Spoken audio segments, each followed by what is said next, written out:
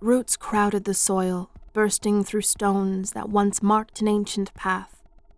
Solana stepped from stone to stone, avoiding the thorned brush. As the dark of the woods closed in around her, the moon lost above the canopy, she gripped her lantern tight.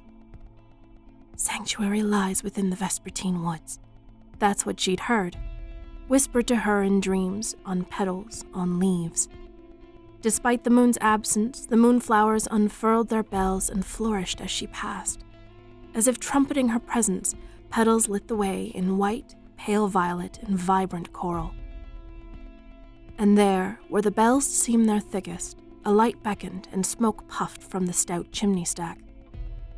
Solana shivered and knocked against the aged structure embraced by the woods.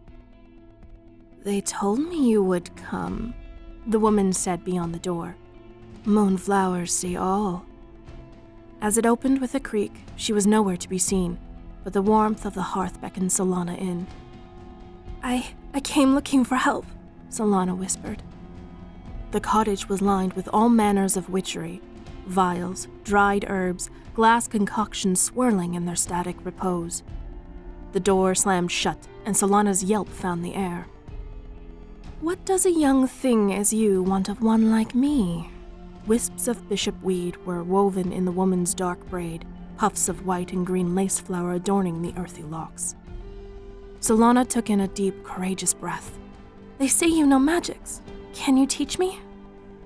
"Oh, brave thing," the witch drifted across the floor as if bidden by the wind.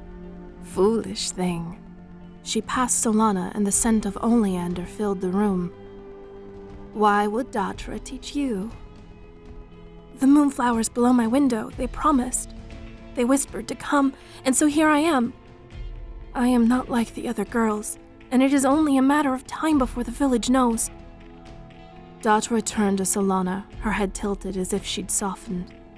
"When I was a young thing as you," the moonflowers whispered, "I followed them to this place, to my koa." Datra stirred the cauldron set over the hearth. "She taught me. She taught me much." "Will you teach me?" "Yes, Solana say." Datra spooned the concoction into a misshapen mug. "That name." Solana took the mug, its warmth entrancing. "That's what the moonflowers called me." "Yes, Solana say. It is your true name." Datra's eyes flashed to the cup. "Drink, and know why you have come." The tea was thick, sweet, with bitterness nipping her tongue. Solana finished and touched her lips. They felt distant, numbed. On her fingers lay stewed slices of poisonous moonflower petals. The hearth wavered. The light flickered in impossible ways, and Datra's shape grew as if made of shadow.